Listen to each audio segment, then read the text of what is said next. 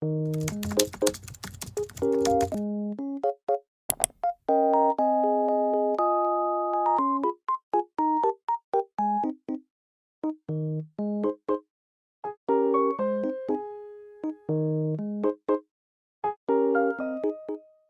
Shalom Bapak Ibu Saudara yang kasih Tuhan.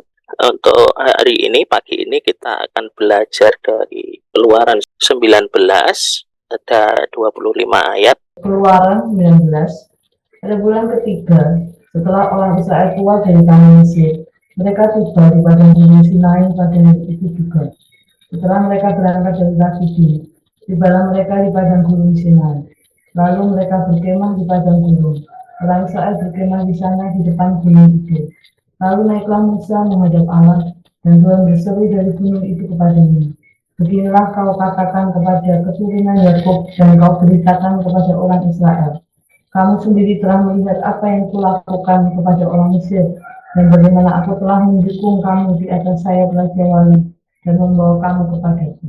Jadi sekarang, jika kamu sungguh-sungguh menegakkan firman-Ku dan berpegang pada perjanjian-Ku, maka kamu akan menjadi harta kesayanganku sendiri dari antara segala bangsa, sebab aku yang mempunyai seluruh bumi. Kamu akan menjadi bagiku kerajaan imam dan bangsa yang kudus. Inilah semuanya firman yang harus kau katakan kepada orang Israel. Lalu datanglah Musa dan memanggil para tua bangsa itu dan membawa ke depan mereka segala firman yang diperintahkan Tuhan kepadanya. Seluruh bangsa itu menjawab bersama-sama, segala yang difirmankan Tuhan akan kami lakukan. Lalu Musa pun menyampaikan jawab bangsa itu kepada Tuhan. Berfirmanlah Tuhan kepada Musa, sesungguhnya aku akan datang kepadamu dalam awan yang tebal, dengan maksud supaya dapat didengar oleh bangsa itu apabila aku berbicara dengan engkau, dan juga supaya mereka senantiasa percaya kepadamu. Lalu Musa memberitahukan perkataan bangsa itu kepada Tuhan. Berfirmanlah Tuhan kepada Musa, pergilah kepada bangsa itu, suruhlah mereka menguduskan diri pada hari ini dan besok, dan mereka harus mencuci pakaiannya. Menjelang hari ketiga mereka harus bersiap, sebab pada hari ketiga Tuhan akan turun di depan mata seluruh bangsa itu di Gunung Sinai. Sebab itu haruslah engkau memasang batas bagi bangsa itu berkeliling sambil berkata, jagalah baik-baik, jangan kamu mendaki gunung itu atau kena kepada kakinya, sebab siapapun yang kena kepada gunung itu pastilah ia dihukum mati. Tangan seorang pun tidak boleh merabanya, sebab pastilah ia dilempari dengan batu atau dipanahi sampai mati. Baik binatang, baik manusia, ia tidak akan dibiarkan hidup. Hanya apabila sangkakala berbunyi panjang, barulah mereka boleh mendaki gunung itu. Lalu turunlah Musa dari gunung mendapatkan bangsa itu. Disuruhnyalah bangsa itu menguduskan diri dan mereka pun mencuci pakaiannya. Maka kata Musa kepada bangsa itu, bersiaplah menjelang hari yang ketiga, dan janganlah kamu bersetubuh dengan perempuan. Dan terjadilah pada hari ketiga, pada waktu terbit fajar, ada guru dan kilat dan awan padat di atas gunung. Dan bunyi sangkakala yang sangat keras, sehingga gemetarlah seluruh bangsa yang ada di perkemahan. Lalu Musa membawa bangsa itu keluar dari perkemahan untuk menjumpai Allah, dan berdirilah mereka pada kaki gunung. Gunung Sinai ditutupi seluruhnya dengan asap, karena Tuhan turun ke atasnya dalam api. Asapnya mengembung seperti asap dari dapur, dan seluruh gunung itu gemetar sangat. Bunyi sangkakala kian lama kian keras. Berbicaralah Musa, lalu Allah menjawabnya dalam huruf. Lalu turunlah Tuhan ke atas gunung Sinai, ke atas puncak gunung itu, maka Tuhan memanggil Musa ke puncak gunung itu, dan naiklah Musa ke atas. Kemudian Tuhan berfirman kepada Musa, turunlah, peringatkanlah kepada bangsa itu, supaya mereka jangan menembus mendapatkan Tuhan, hendak melihat-lihat, sebab tentulah banyak dari mereka akan binasa. Juga para imam yang datang mendekat kepada Tuhan, haruslah mengkuduskan dirinya, supaya Tuhan jangan melanda mereka. Lalu berkatalah Musa kepada Tuhan, tidak akan mungkin bangsa itu mendaki gunung Sinai ini, sebab engkau sendiri telah memperingatkan kepada kami demikian. Pasanglah batas sekeliling gunung itu, dan nyatakanlah itu kudus. Lalu Tuhan berfirman kepadanya, pergilah, turunlah, kemudian naiklah pula, engkau beserta Harun, tetapi para imam dan rakyat tidak boleh menembus untuk mendaki menghadap Tuhan, supaya mereka jangan dilandanya. Lalu turunlah Musa mendapatkan bangsa itu, dan menyatakan hal itu kepada mereka. Amin. kasih Tuhan. Bapak Ibu Saudara yang dikasihi Tuhan, dalam 19 ini kita melihat bagian ini menjadi pengantar untuk mempersiapkan bangsa Israel dalam menerima perintah. Perintah yang seperti apa dijelaskan di sini, menerima ketetapan dan peraturan yang akan disampaikan oleh Tuhan setelah Tuhan membawa bangsa Israel ini keluar dari perbudakan di Mesir. Jadi setelah pasal ini, kalau kita lihat selanjutnya, maka Tuhan memberikan ketetapan-ketetapan dan peraturan-peraturannya yang harus dilakukan oleh bangsa Israel.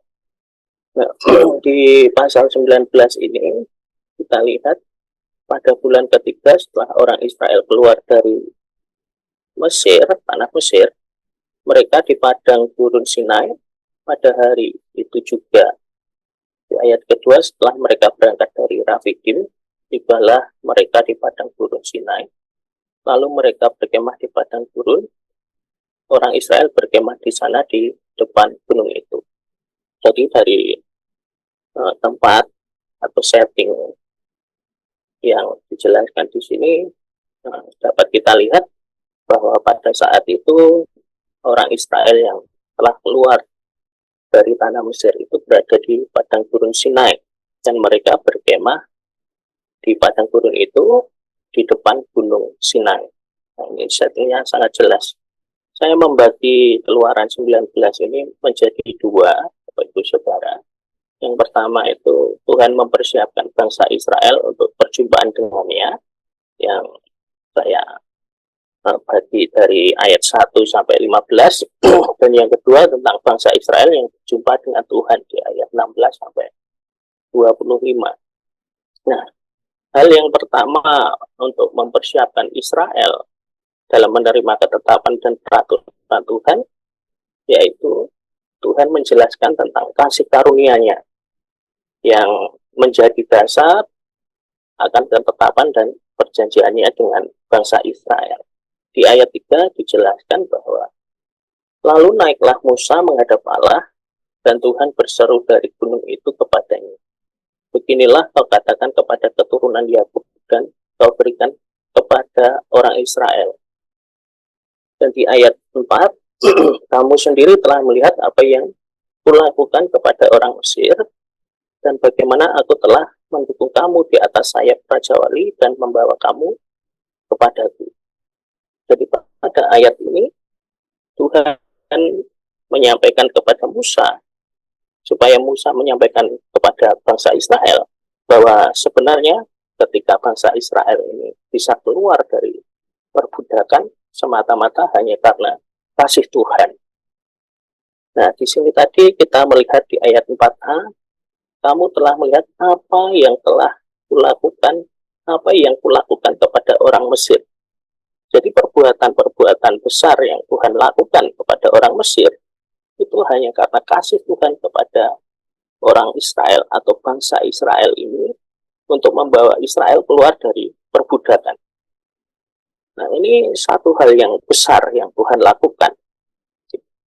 Bukan karena kekuatan atau kemampuan dari bangsa Israel, tetapi semata-mata karena Tuhan melakukannya, karena Tuhan yang ingin, karena Tuhan yang berkehendak, sehingga Tuhan melakukan itu untuk membawa, yaitu untuk membawa bangsa Israel keluar dari Mesir dan melakukan hal-hal besar pada bangsa Mesir.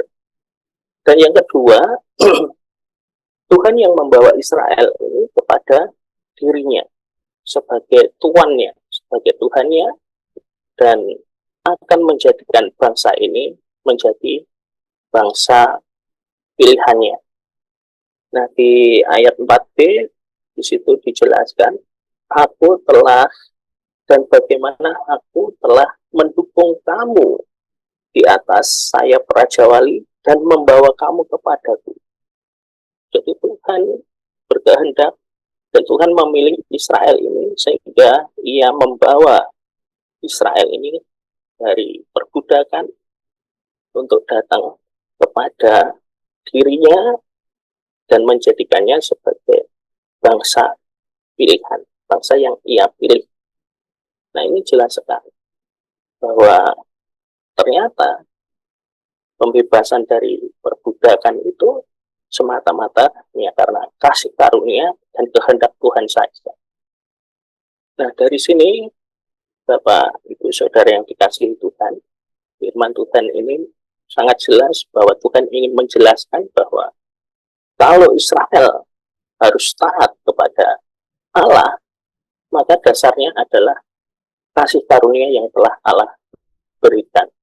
Nah, sehingga di ayat kelima sampai dengan ayat ke-6 di sini dijelaskan bahwa jadi sekarang jika kamu sungguh-sungguh mendengarkan firman-Ku dan berpegang pada perjanjian-Ku, maka kamu akan menjadi harta kesayangan-Ku sendiri dari antara segala bangsa, sebab Akulah yang mempunyai seluruh bumi. Di ayat 6, kamu akan menjadi bagiku kerajaan imam dan bangsa yang kudus.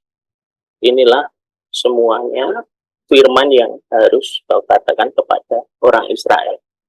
Nah, kalau kita melihat di sini, dimulai dengan jadi sekarang. Setelah Tuhan menyatakan bahwa Israel keluar dari perbudakan hanya karena kasih karunia Tuhan, maka ada satu klausul, ada satu hal yang disampaikan, jika bla bla bla maka bla bla bla. Nah, ini memberikan seolah-olah memberikan satu tawaran untuk dipilih oleh bangsa Israel, yaitu jika kamu sungguh-sungguh mendengarkan firman-Ku dan berpegang pada perjanjian-Ku, maka Tuhan akan menepati janjinya, yaitu yang pertama menjadikan bangsa Israel sebagai bangsa kesayangan dari antara segala bangsa. Nah, ini pemilihan ini luar biasa sekali. Dan di sini kalau kita lihat, ketaatan ini menjadi satu jaminan bahwa Tuhan akan menepati janjinya, dan perjanjian antara Israel dan Tuhan akan berjalan. Dan yang kedua, selain ketaatan adalah ketepatan. Ketepatan di sini bagaimana bangsa Israel tetap berpegang pada perjanjian itu, menepati janjinya. Di ayat 6 di sini dikatakan bahwa kamu akan menjadi bagiku kerajaan imam dan bangsa yang kudus. Inilah semua yang ini semuanya firman yang harus kau katakan kepada orang Israel. Jadi jika mereka berpegang pada firman Tuhan, berpegang pada janjinya, maka Tuhan akan menjadikan bangsa Israel kerajaan imam dan bangsa yang kudus. Kalau kita bandingkan di 1 Petrus 2 ayat 9, jelas sekali, kamu adalah imamat kerajaan dan seterusnya. Jadi ketika mereka tetap berpegang, mereka tetap taat, Tuhan akan menjadikan mereka bangsa kesayangan dan akan menjadikan kerajaan imam. Nah, syaratnya apa? Yaitu tadi ketaatan dan ketepatan dalam memegang janji. Dan apa yang menjadi respon Israel, kita dapat lihat di ayat 7 sampai 9 ini. Lalu datanglah Musa dan memanggil para tua-tua bangsa itu dan membawa ke depan mereka segala firman yang diperintahkan Tuhan kepadanya. Seluruh bangsa itu menjawab bersama-sama. Ayat 8 ini kita garis bawahi. Seluruh bangsa itu menjawab bersama-sama, segala yang difirmankan Tuhan akan kami lakukan. Nah, ini responnya bangsa ini menyampaikan bersama-sama, kami akan melakukan, yaitu mereka akan taat, mereka akan memegang janji, mereka akan memenuhi janji itu, sehingga perjanjian antara Tuhan dan bangsa Israel akan terus berjalan, dan Tuhan akan menjadikan bangsa itu bangsa kesayangan, dan menjadikan bangsa Israel itu menjadikan kerajaan imam. Gitu. Terus di bagian selanjutnya, Bapak Ibu Saudara, untuk mempersiapkan Israel menerima ketetapan dan peraturan Tuhan itu, Tuhan memerintahkan untuk bangsa Israel menyucikan diri. Nah, ini sebagai persiapan untuk berjumpa dengan Tuhan. Nah, di ayat 10, berfirmanlah Tuhan kepada Musa, pergilah kepada bangsa itu, suruhlah mereka menguduskan diri pada hari ini dan besok, dan mereka harus mencuci pakaiannya. Di ayat 11, menjelang hari ketiga mereka harus bersiap, sebab pada hari ketiga Tuhan akan turun di depan mata seluruh bangsa itu di Gunung Sinai. Dan di ayat 14 kita lihat, lalu turunlah Musa dari gunung mendapatkan bangsa itu, disuruhnyalah bangsa itu menguduskan diri, dan mereka pun mencuci pakaiannya. Maka kata Musa kepada bangsa itu, bersiaplah menjelang hari yang ketiga, dan janganlah kamu bersetubuh dengan perempuan. Jadi di sini jelas sekali Tuhan memerintahkan supaya mereka menguduskan diri, karena pada hari ketiga mereka akan berjumpa dengan Tuhan. Dan kalau kita lihat di ayat 16 dan seterusnya, Tuhan akan menampakkan diri kepada bangsa itu dengan hal-hal yang dengan cara-cara yang luar biasa, dan cara-cara yang membuat tempat itu gemetar dan bangsa itu juga gemetar seperti itu. Jadi di sini menyucikan diri sebagai persiapan. Dan kalau kita lihat juga di ayat 20 sampai ayat 23, di sini Tuhan juga menyatakan kembali bahwa mereka harus menyucikan diri, dan mereka tidak boleh mendekati tempat yang sudah ditentukan, yaitu batas yang sudah ditentukan di gunung itu. Nah, ini memberikan satu gambaran Tuhan yang kudus itu tidak bisa didekati, tidak bisa dijangkau oleh manusia yang tidak dikuduskan.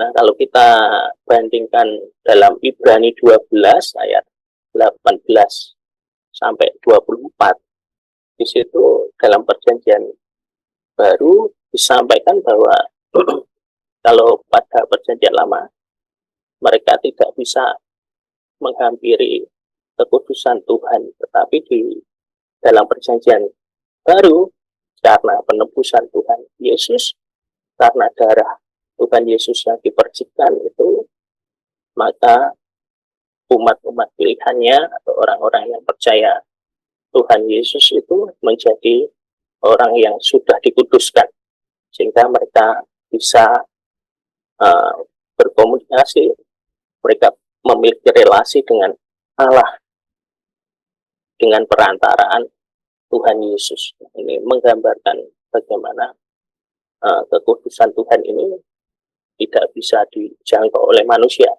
tetapi hanya bisa jika bangsa ini dikuduskan, jika orang-orang pilihan ini telah dikuduskan. Nah, selanjutnya setelah mereka menguduskan diri sebagai persiapan berjumpa dengan Tuhan, maka di ayat 16 sampai 25 ini Tuhan menampakkan diri kepada bangsa Israel. Di ayat 16, dan terjadilah pada hari ketiga, pada waktu terbit fajar, ada buruh dan kilat, dan awan padat di atas gunung, dan bunyi sangkakala yang sangat keras. Sehingga gemetarlah seluruh bangsa yang ada di perkemahan. Jadi ketika Tuhan menampakkan diri kepada bangsa Israel ini dengan tanda-tanda ada guruh dan kilat dan awan padat di atas gunung dan bunyi sangkakala yang keras ini, maka seluruh bangsa itu menjadi gemetar. Lalu Musa membawa bangsa itu keluar dari perkemahan untuk menjumpai Allah, dan berdirilah mereka pada kaki gunung. Gunung Sinai ditutupi seluruhnya dengan asap karena Tuhan turun ke atasnya dalam api. Jadi Tuhan menampakkan diri turun ke Gunung Sinai itu dalam api, dan asapnya membumbung seperti asap dari dapur, dan seluruh gunung itu gemetar sangat. Nah, dan seterusnya. Selanjutnya Tuhan kembali memperingatkan kepada Musa supaya bangsa Israel ini tidak melanggar batas yang dikuduskan. Karena kalau melanggar, maka mereka akan dilanda oleh Tuhan. Nah, di ayat 21, kemudian Tuhan berfirman kepada Musa, turunlah, peringatkanlah kepada bangsa itu, supaya mereka jangan menembus mendapatkan Tuhan hendak melihat-lihat. Sebab tentulah banyak dari mereka akan binasa. Lalu di ayat 24 itu juga disampaikan, lalu Tuhan berfirman kepadanya, pergilah, turunlah, kemudian naiklah pula engkau beserta Harun. Tetapi para imam dan rakyat tidak boleh menembus untuk mendaki menghadap Tuhan, supaya mereka jangan dilandanya. Ini jelas sekali ada satu batas yang memisahkan Tuhan yang kudus dengan rakyat di bangsa Israel ini, sehingga Tuhan memberikan batas ini. Dan tadi kalau kita bandingkan di dalam Ibrani, di situ dijelaskan sangat jelas sekali bahwa di dalam Tuhan Yesus kita memiliki perantara itu. Saya bacakan di Ibrani 12 ayat 18 sampai 24 ini. Sebab kamu tidak datang kepada gunung yang dapat disentuh, dan api yang menyala-nyala, kepada kekelaman, kegelapan, dan angin badai, kepada bunyi sangkakala dan bunyi suara yang membuat mereka yang mendengarnya memohon supaya jangan lagi berbicara kepada mereka, sebab mereka tidak tahan mendengar perintah ini. Bahkan jika binatang pun yang menyentuh gunung, ia harus dilempari dengan batu. Dan sangat mengerikan pemandangan itu, sehingga Musa berkata, aku sangat ketakutan dan sangat gemetar. Tetapi kamu sudah datang ke Bukit Sion, ke kota Allah yang hidup, Yerusalem surgawi, dan kepada beribu-ribu malaikat suatu kumpulan yang meriah, dan kepada jemaat anak-anak sulung yang namanya terdaftar surga, dan kepada Allah yang menghakimi semua orang, dan kepada roh-roh orang-orang benar yang telah menjadi sempurna, dan kepada Yesus pengantara perjanjian baru, dan kepada darah percikan yang berbicara lebih kuat daripada darah Habel. Nah, ini jelas sekali karena pengorbanan Tuhan, penebusan Tuhan Yesus, maka kita menjadi bangsa yang kudus, dan kita bisa memiliki relasi dengan Allah yang kudus. Nah, amanat teks yang saya dapatkan yang bisa kita ambil dari Keluaran 19 ini, Bapak Ibu Saudara, Tuhan yang kudus telah membawa Israel keluar dari perbudakan hanya karena kasih karunia Tuhan. Untuk itu Israel seharusnya dan harus seperti bangsa yang dipilih yaitu untuk taat dan berpegang pada perjanjiannya, serta menyucikan diri untuk dapat serta menguduskan diri untuk dapat menemuinya. Nah, aplikasi untuk kita sebagai umat yang telah dipilih dan oleh kasih karunia-Nya di dalam Tuhan Yesus yang telah menyucikan kita, marilah kita semua senantiasa hidup menaati ketetapan dan peraturan Tuhan. Itulah yang Tuhan inginkan sebagai Tuhan dan kita sebagai umat pilihan. Terima kasih, Tuhan Yesus memberkati. Ya, kita sambut firman Tuhan pagi ini dengan satu lagu, Kuduskan Tempat Ini. Biarlah kita seperti orang Israel menghadap Tuhan dengan kekudusan.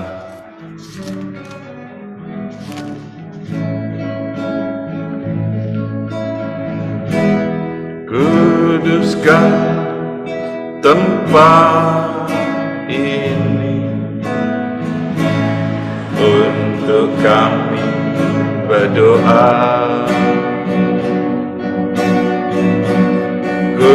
Kuduskan hati ini untuk kami menyembah.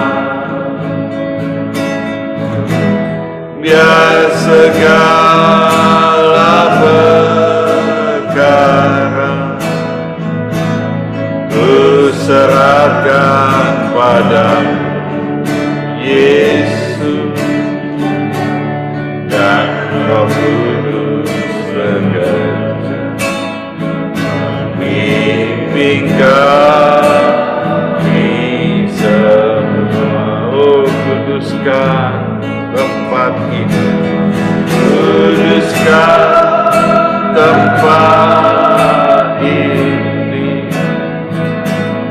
untuk kami berdoa. Kuduskan hati ini untuk kami menyembah. Ya, segala perkara ku serahkan padamu, Yesus, dan Roh Kudus bekerja memimpin kami semua.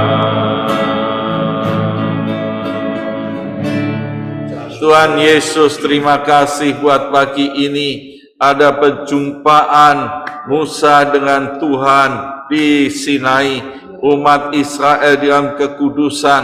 Biarlah Tuhan kami terus menghadap Tuhan dengan kekudusan. Ampuni segala yang salah, yang berdosa di hadapan Tuhan, dan sucikan hidup kami Tuhan, supaya kami tetap suci dan kudus di hadapan Tuhan, dan boleh melayani Tuhan, ada relasi yang intim dengan Tuhan, dan ada di dalam kemuliaan Tuhan. Biarlah Tuhan terus memberkati semuanya dengan limpahnya, supaya kami semua jadi berkat bagi orang lain. Dan Tuhan terus sertai kami buat perjalanan kami berhasil, melindungi kami supaya kami tetap sehat tanpa kesakitan, dan nama Tuhan dipermuliakan. Segala kemuliaan hanya bagi nama-Mu. Terima kasih Tuhan, terima kasih. Di dalam nama Tuhan Yesus, bagi Dialah segala puji, hormat, dan syukur.